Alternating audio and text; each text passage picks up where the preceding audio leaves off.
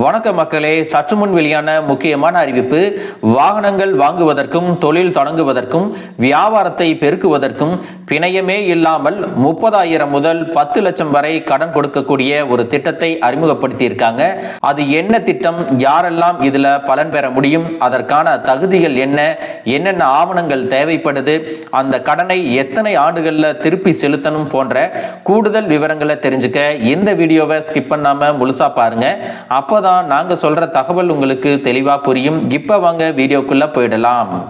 மக்களே, மத்திய அரசு பிரதான் மந்திரி முத்ரா யோஜனா அப்படிங்கிற ஒரு திட்டத்தை அறிமுகப்படுத்தியிருக்காங்க.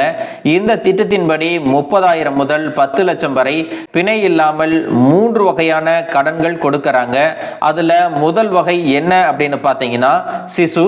இதன் மூலமாக சிறு வணிகங்களுக்கு கடன்கள் கொடுக்கறாங்க.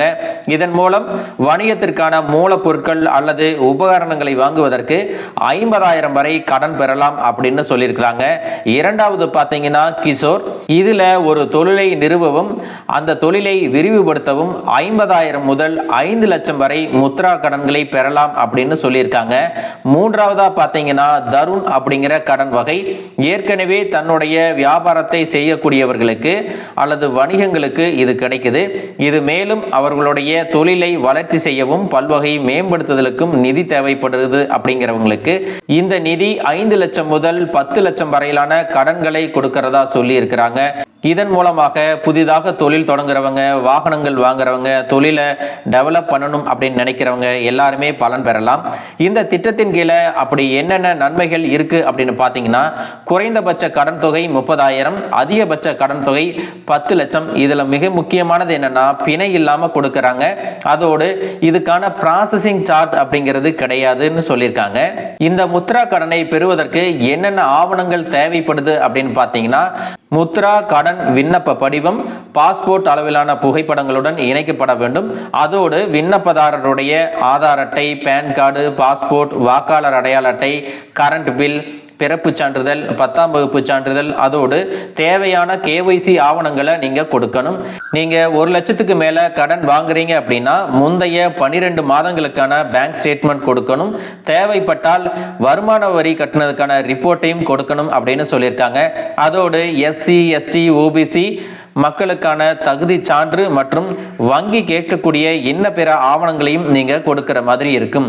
இந்த கடன்கள் பெறுவதற்கு யாரெல்லாம் தகுதி வாய்ந்தவர்கள் அப்படின்னு பார்த்தீங்கன்னா, தனி நபர்கள் மற்றும் சிறு நடுத்தர வணிகங்கள், கலைஞர்கள், வர்த்தகர்கள், சில்லறை விற்பனையாளர்கள் மற்றும் உற்பத்தியாளர்கள், தனி உரிமைகள், கூட்டாண்மை நிறுவனங்கள் மற்றும் வரையறுக்கப்பட்ட பொறுப்பு கூட்டமைவுகள், அதோடு நுண் மற்றும் சிறு உற்பத்தியாளர்கள், சிறு அளவிலான தொழில்துறை அலகுகளுக்கும் இந்த கடன்கள் கொடுக்கறாங்க.